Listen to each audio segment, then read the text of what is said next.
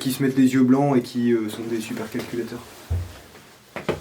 Du coup, c'est moi qui ai... Dans les boucaquets, ils ont des yeux blancs aussi, c'est pas des cyborgs, hein. Et si on venait pas de prendre une grosse claque dans la gueule? Salut les cinéphiles de l'extrême et bienvenue pour cette nouvelle critique à l'arrache où nous allons parler de Dune. Je suis avec les Audi du placard. Et il est content. Il est content. Il a enfin réussi à me faire sortir. Oui, et pour information, au début, il était pas très tenté d'y aller voir le nouveau Denis Villeneuve, hein. Il a dit ouais, je sais pas. Je fais, tu vas le regretter si moi j'y vais et que tu vas me voir revenir avec un grand sourire. Qu'on voyait pas à cause du masque d'ailleurs, le grand sourire. Mais si, parce que c'est... Les zygomatiques. Pour la petite histoire, eh ben on va pas vous la faire, hein, parce qu'elle est trop longue cette histoire, mais en tout cas, bon voilà, il y a les Harkonnen, c'est les gros bâtards, il y a les Atreides, ils sont très gentils, et puis il y a les Fremen, c'est les Irakiens. Non, l'histoire, elle est pas compliquée. Tu veux la résumer? Ah bah ouais, allez. Vas-y. Dune, c'est une planète où pousse où pousse l'épice, c'est une substance qui permet en fait de prolonger la vie, d'avoir des pouvoirs, etc. Est-ce que ça pousse vraiment? J'ai toujours pas compris ce que c'était. Enfin, en fait, c'est... Ah, tu vois, tu sais pas bien raconter l'histoire. Non, mais de toute façon, on t'explique pas ce que c'est, tu le sais bien après. Enfin, grosso modo. C'est de la drogue. Ouais, c'est une espèce de drogue. En fait, cette drogue est hyper importante pour l'Empire, parce que c'est un empire intergalactique, et en fait, c'est grâce à ça qu'ils sont capables de faire des voyages intersidéraux. Dans cet empire, c'est une famille, la famille Harkonnen, qui détient cette planète, où est le seul endroit où pousse cette épice. Et du coup, le synopsis, c'est que l'empereur, par décret, a décidé de retirer cette planète aux Harkonnen, qui sont... Les bâtards. Et l'a donner à la place aux Atreides, une autre famille qui est l'ennemi juré des Harkonnen. Les beaux gosses. Voilà, les beaux gosses. Les beaux gosses. Les beaux gosses. Du coup, il décide de virer les Harkonnen et à la place d'installer ses Atreides sur la planète. Mais le problème, c'est que... Attends, on va pas te dire plus, parce que ça filoute, mais faut pas le dire. Et du coup, en fait, c'est une histoire de déménagement intergalactique. Non mais c'est ça, hein. Au début, c'est un déménagement. C'est des gens, en fait, au début, ils sont en Écosse, et puis ils disent « et si on allait vivre dans le Sahara ?» Et pourquoi je disais que les Fremen étaient les Irakiens? C'est parce qu'en fait, dans ce film, alors toi tu l'as pas vu, mais moi ça m'a sauté aux yeux, c'est ce truc où je me suis dit, en fait, Denis Villeneuve, il est en train de nous parler de tout l'impérialisme américain qui a débarqué au Moyen-Orient sous différentes époques. Déjà, les hélicoptères, qui s'appellent comment? Ornithoptères. Les ornithoptères, qui sont clairement des hélicoptères américains, on va dire ça comme ça. Les paysages qui te font penser à des films de guerre qui se passent en Irak, en Afghanistan, etc. Et il y a un moment qui est assez révélateur, c'est quand on a le baron qui est en train de se ressourcer dans son bain, c'est une sorte d'huile noire, et en fait... c'est pas de l'huile. C'est l'essentiel pour se régénérer. L'huile essentielle de mazout. Et en fait, justement, cette huile noire, elle peut te rappeler le pétrole. Et c'est à ce moment-là que le baron dit « Maintenant, mon but, c'est qu'avec l'épice, je vais faire de l'argent, je vais faire du profit. » Donc en fait, il y a vraiment ce côté, comme Bush, quand il est allé en Irak pour dire que c'était pour faire... pour amener la paix, non, c'était pour piquer le pétrole en fait. Et donc du coup, on a vraiment à ce moment-là, quand on a le baron Harkonnen qui dit moi je veux faire du profit avec l'épice, alors qu'il est lui-même dans un truc qui ressemble à de l'essence, enfin à du pétrole, tu fais le lien et tu dis ah ouais putain quand même. Bah moi en fait le problème c'est que je l'ai pas ressenti dans le film en tout cas, moi, c'est parce que moi déjà en fait, pour moi c'est quelque chose d'acté. Parce que tu lis le bouquin, tu fais pas forcément l'Irak mais plutôt l'impérialisme américain en général quoi, il se ramène à un endroit, enfin même pas que américain mais occidental. Mais le bouquin date de quand? 1965. Parce que du coup en fait le truc c'est que quand c'est les années 60-70, évidemment tu vas penser au Vietnam ou ce genre de truc. Mais par contre, la planète de sable, finalement elle évoque pas ces pays-là. Alors que là pour le coup, maintenant, avec le recul qu'on a aujourd'hui et avec les nouveautés historiques depuis que le bouquin est sorti, bah, ça nous évoque beaucoup plus des images d'archives, des images de JT qu'on a pu voir, tu vois. C'est pour ça que ça me fait beaucoup plus penser à ça. Ouais, maintenant, en fait, ça s'inscrit un peu plus dans l'actualité assez récente, quoi. C'est ça, exactement. Et je trouve que là, pour le coup, Villeneuve a bien réussi son coup. Alors, il n'y a pas tout, hein, on attend la suite.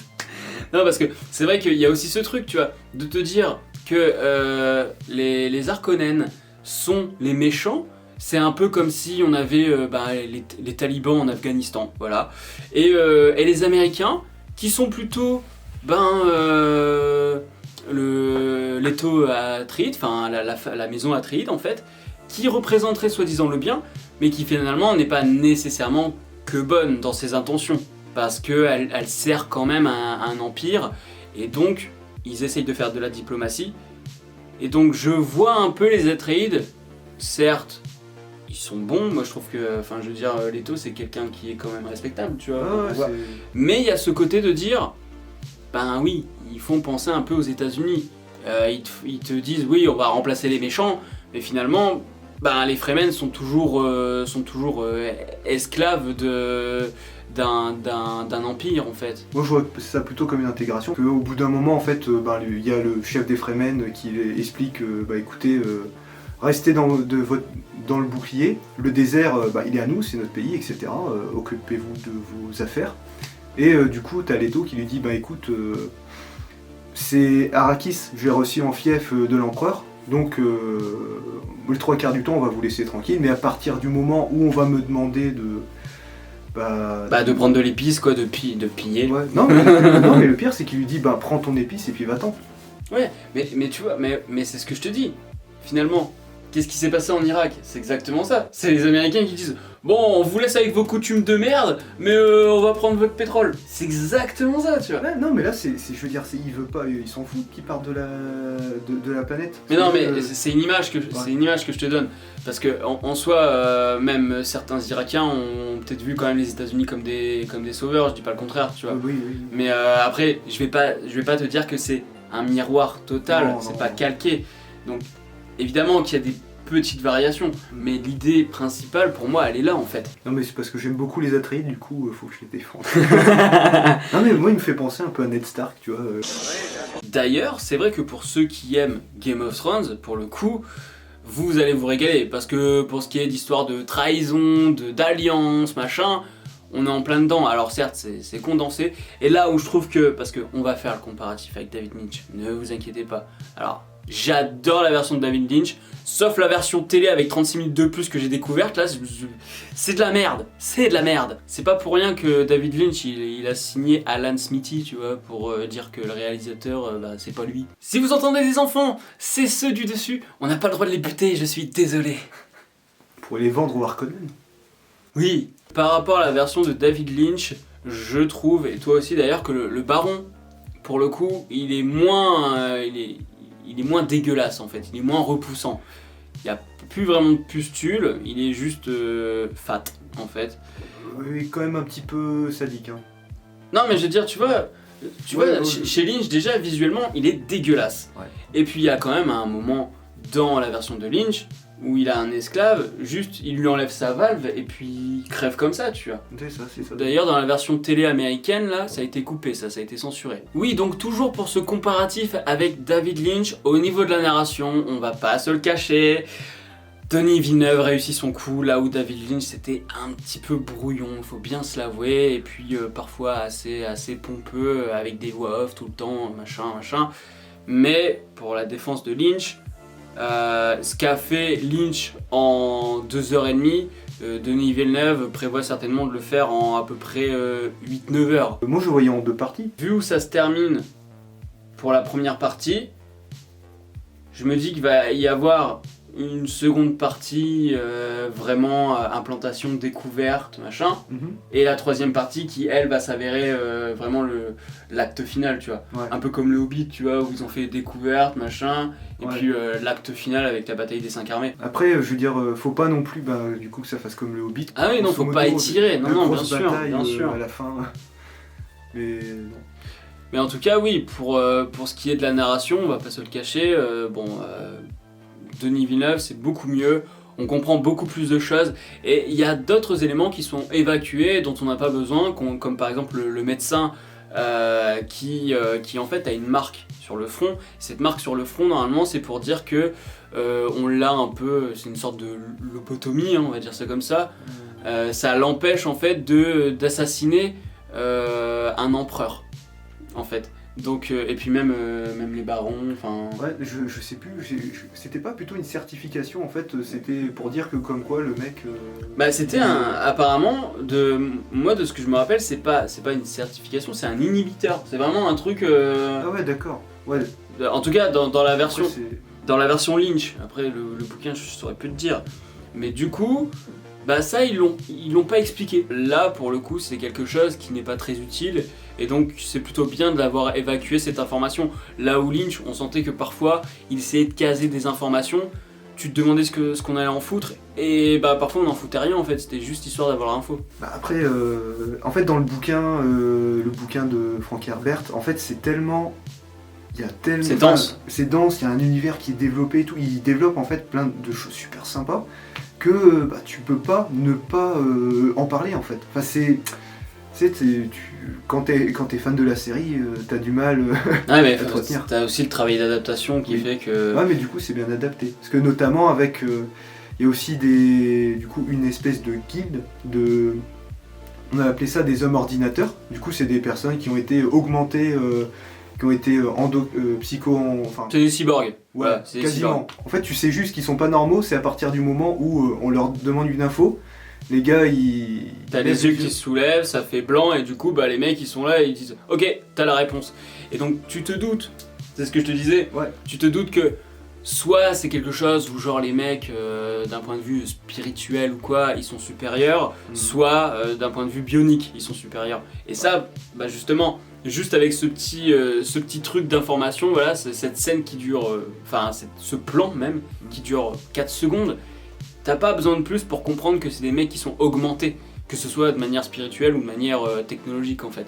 Donc il a pensé à insérer des petits éléments comme ça par-ci par-là qui font que il respecte quand même l'œuvre d'origine sans pour autant faire du blabla continuel pour nous expliquer. Et là aussi c'est fort dans ce film, c'est ce dont j'avais peur, c'est qu'en fait les personnages ne soient là que pour servir le scénario. Qui ne soit là que pour raconter ce que le film va faire. Et ça c'est chiant tu vois, parce que quitte à faire ça, lis le bouquin. Et finalement, là ça va. T'as Leto qui explique 2-3 enjeux, et ensuite les personnages ils se développent, ils ont le temps de se développer, on a le temps d'en apprendre sur eux, et de temps en temps t'as 2-3 infos pour comprendre les enjeux politiques, mais c'est tout. C'est pas genre Paul qui va dire ah oui alors mon père il a décidé qu'on allait faire ci, qu'on allait faire cela, et puis Leto qui fait alors moi j'ai décidé qu'il fallait qu'on fasse ça, qu'on fasse ça. C'est pas juste des personnages qui sont là pour servir la continuité politique en fait. Il y a vraiment un développement de personnages, et je trouve que la mère elle est bien développée comparé à la version de Lynch. Elle était importante chez Lynch, mais je trouve que là elle a beaucoup plus de force en fait, que ce soit d'ailleurs physique ou psychologique. Oui. même si on voit qu'elle peut avoir sa fragilité, la fragilité d'une mère, chose qui n'était pas très présente chez Lynch pour le coup. Elle était plutôt beaucoup plus froide en fait, et là on lui rajoute de l'humanité, ce qui fait qu'on a beaucoup plus d'affect pour elle en fait. Ouais, en fait, du coup, dans David Lynch, elle est plus Bene Gesserit. C'est ça. C'est des prêtresses un peu omnipotentes par moment, on peut se dire. Ouais, enfin bon, on va éviter de développer parce que ça va spoiler, déjà que j'ai spoilé un petit peu sans faire exprès. Mais, grosso modo, ouais, c'est un peu un espèce d'ordre... D'ordre Jedi. Ouais, d'ordre Jedi. D'ailleurs, pour information, cette version de Villeneuve, le côté Star Wars qui a repompé dans Dune, ça se ressent beaucoup plus que dans la version de Lynch qui, pour le coup, elle était très psychédélique. Alors que chez Villeneuve, on est sur quelque chose de très terre-à-terre, de très cartésienne. Même quand on parle d'épices, on l'aborde de manière médicale en fait, tu vois, t'as le médecin qui dit oui voilà l'épice a des effets psychotropes, oui, je pense que vous faites une réaction à cela, mais il n'y a pas ce truc genre ouais je vois des trucs chelous, je vois au-delà de mes idées ou des trucs comme ça. Ça viendra peut-être dans la deuxième partie d'ailleurs, mais même les visions de Paul sont moins portés sur le spirituel, tu vois. Même la musique, elle est pas la musique de Toto pour le coup, elle était très douce et calme et puis un peu comment dire, comme si on flottait, tu vois. Ouais. Il y avait quelque chose de flottant. Alors que chez Zimmer, il a refait péter les trompettes comme d'habitude. Après, ça va plutôt bien. Ah non, mais ça fonctionne très bien. Zimmer est très bon pour mettre une musique d'ambiance en fait. Ouais. Là, on n'est plus du niveau de Gladiator où t'as pu les envolées lyriques, tu vois, je trouve. Ouais, ça aurait été un peu ridicule. Bah, c'est pas ce qu'on recherche dans celui-là en tout cas. Ouais. Le casting, il est incroyable. C'est même les seconds rôles qui sont quand même des grosses têtes d'affiche. Ça pète de ouf. Les acteurs sont beaucoup plus authentiques que dans la version de Lynch quand même. Bah moi en fait surtout aussi ce que j'aime bien c'est que du coup c'est censé être un truc un empire intergalactique et en fait les mecs c'est tous des hommes blancs cisgenres. Tu sais c'est tous des blancs. Puis là en fait t'as... Sauf les Fremen finalement. Ouais, enfin je veux dire Et c'est pour ça qu'il y a vraiment cette idée de l'Occident contre le Moyen-Orient, tu vois, parce qu'ils ont bien fait attention à ce genre de détails. Ah oui, mince, du coup j'ai pas dit, mais du coup c'est vrai que je m'en étais pas rendu compte que en fait la force c'est un petit peu l'équivalent, enfin pour certaines utilisations de la force, c'est la voix dans Dune quoi. Ah oui, non mais totalement, c'est exactement ça. C'est après je me dis ah ouais merde. Quand t'as la mère qui dit je sais pas combien de fois que la peur ça mène au désespoir, un truc comme ça. Oui. Putain, mais c'est Yoda qui dit la peur mène à la haine mène à machin, tu fais ouais putain, vas-y Lucas. Qui est-ce que t'as pas pompé George Lucas? Dis-le nous. Elle c'est un espèce de sutra qu'elle se dit pour se calmer. D'ailleurs Mais les Jedi aussi font ça. Ah ouais. Bon. Notamment là je suis en train de lire le comics Haute République. Il y a une Jedi. Enfin, elle était padawan et puis elle passe Jedi dès le premier tome.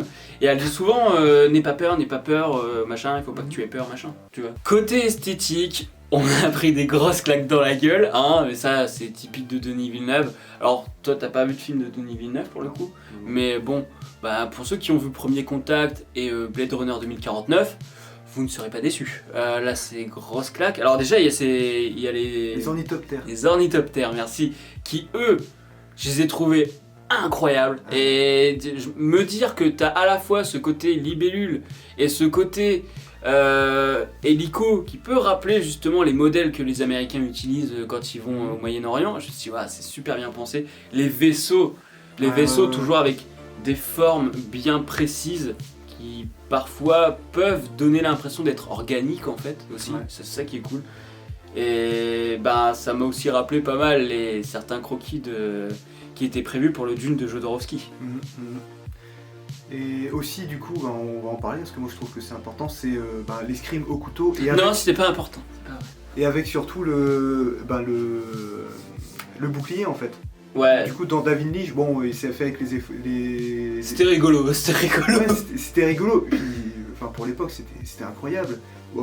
Mais là en fait c'est vraiment... alors je te coupe quand même. Pour l'époque c'était pas incroyable. Il y avait quand même des trucs qui se faisaient à l'époque comme Tron et tout. Oui c'est vrai que c'est pas sorti en même temps Tron c'est 82 et le Lynch je crois que c'est 84 ou un truc comme ça. Tu vois c'est vraiment la période où on commence vraiment à utiliser les effets spéciaux numériques. Après c'est pas la même époque etc. Là on fait des trucs... Voilà, c'est pour ça que le comparatif par exemple sur les effets spéciaux je trouve qu'il est complètement débile. Non. Parce qu'on peut pas se permettre ça. Non, c'est pas vraiment en fait c'est pas vraiment les effets spéciaux, c'est juste en fait la façon dont ils combattent parce que pour le coup c'est de l'escrime et tu vois en fait le bouclier, c'est en fait les coups rapides, le bouclier les arrête, du coup c'est lumière bleue. Par contre quand c'est un coup, en fait il faut pour porter un coup à l'adversaire, en fait faut y aller doucement. Je viens de fister un bouclier. Et en plus, ce qui est intéressant quand on parle de lumière bleue et rouge, c'est ce que je lui disais, comme je lui ai imposé les JO cette année, et je regardais l'escrime, et en fait c'est marrant parce qu'il reprend, en fait Denis Villeneuve, j'ai l'impression qu'il reprend un peu le système de points qu'on peut avoir dans l'escrime quand t'as une touche, et j'aime bien cette idée de te dire que quand c'est rouge, tu sais que le gars a été buté, parce que tu vois pas nécessairement que la gorge est tranchée ou quoi, parce que il y a l'effet du bouclier qui fait que c'est un peu flou machin. Et en fait avec ce système de couleurs il arrive à nous faire comprendre que le gars a été touché mortellement en fait. Donc c'est vraiment bien foutu à ce niveau là. Vraiment en termes d'esthétique, il y a tellement de bonnes idées. Alors peut-être que certains vont le trouver long. Moi c'est pas mon cas. Il aurait pu continuer. Là j'attends la deuxième partie avec impatience.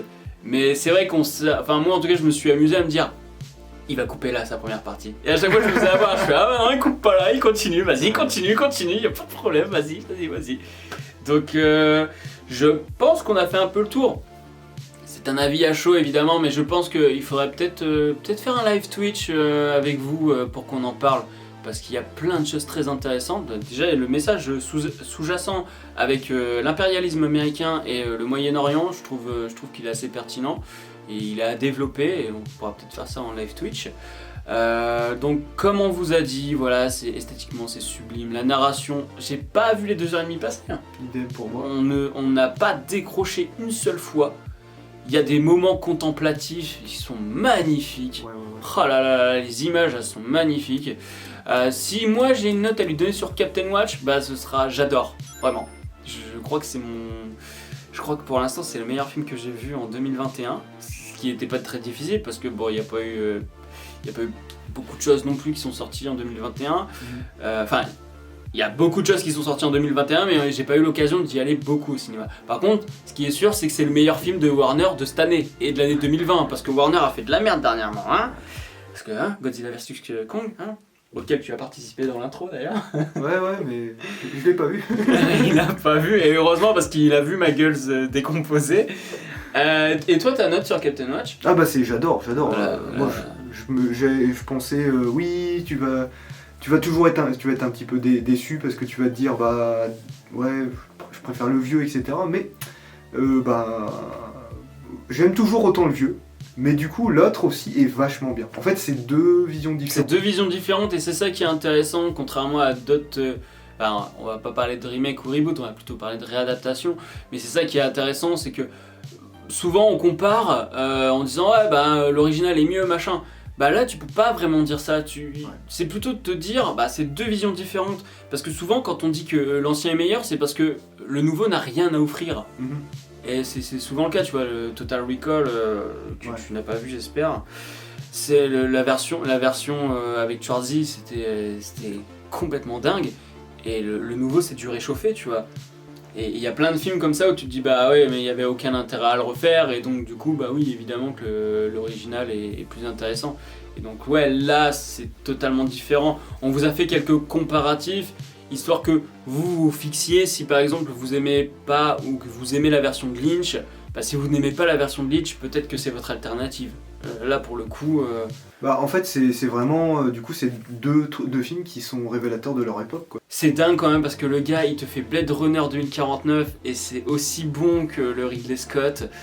Et là il te fait un Blade Runner, il te fait un Dune qui est tout aussi bon que le Lynch et qui propose quelque chose de nouveau. Tout comme Blade Runner proposait quelque chose de nouveau, quoi. Donc franchement, allez le voir. Abonnez-vous à la chaîne parce que on va s'arrêter là. Mettez le petit pouce bleu. Dites-moi en commentaire, vous êtes content qu'il soit là? Elle est là, regardez, je le secoue, il est vivant. Il est vivant. It's alive! Bref, merci à tous d'avoir regardé cette vidéo. Allez voir Dune s'il vous plaît. Faites-lui péter le score parce que Shang-Chi là, il fait des bons scores et il faut qu'il dégage là. J'ai même pas le courage d'aller le voir. Alors regardez Dune, allez voir Dune, c'est exceptionnel. Et bravo aux adolescents qu'on a vus dans la salle. Respect à vous, vous avez de la curiosité. Voilà, bravo.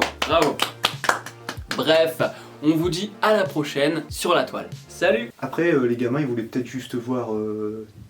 comment il s'appelle? Chalamet. Mais ils ont vu Dune, et ça c'est cool. Allez, salut.